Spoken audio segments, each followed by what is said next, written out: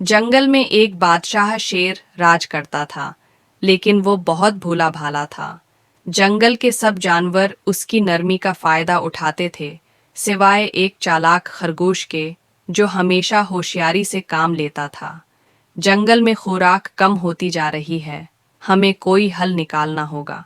बंदर ने सिर खिंचाते हुए कहा, अगर हम मिलकर कोई जबरदस्त तरकीब सोचें तो सबका भला होगा। लोमड़ी ने चालाकी से कहा, बादशाह सलामत, क्यों ना हम रोजाना एक जानवर आपके खाने के लिए कुर्बान कर दें, इस तरह सब खुश रहेंगे। बादशाह को ये तजवीज़ पसंद आई और सब जानवरों ने मिलकर फैसला कर लिया कि रोज एक जानवर शेर के खाने के लिए भेज दिया जाएगा। क्या हुआ? खरगोश की बारी आई। कुछ दिनों बाद खरगोश की बारी आई, लेकिन खरगोश तो बहुत चालाक था। उसने सोचा, अगर मैं ऐसे ही शेर के पास चला गया तो मेरी खैर नहीं। चनांचा उसने एक तरकीब सोची। वो आहिस्ता आहिस्ता चलते हुए शेर बादशाह के पास पहुंचा। बादशाह बहुत भूखा था और जैसे ही उसने छोटे से खरगोश को देखा, वो जोर से धाड़ा, इतनी देर क्यों लगाई और इतने छोटे से जानवर को मेरे खाने के लिए क्यों भेजा? ईहानन खरगोश की होशियारी।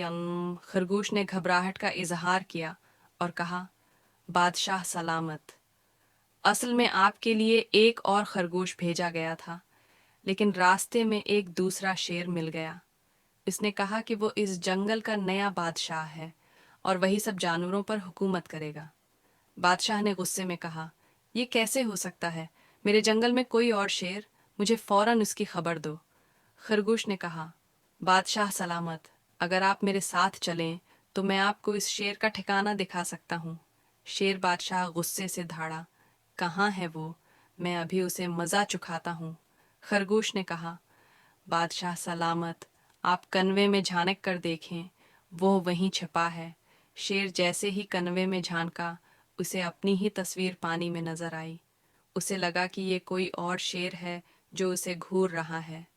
गुस्से में आकर बादशाह जोर से धाड़ा और जैसे ही उसने हमला करने के लिए छलांग लगाई, वो सैयदा कनवे में जा गिरा। जंगल में खुशी। ये खबर जंगल में फैल गई कि चालाक खरगोश ने भूले बादशाह से जान छुड़ा ली है।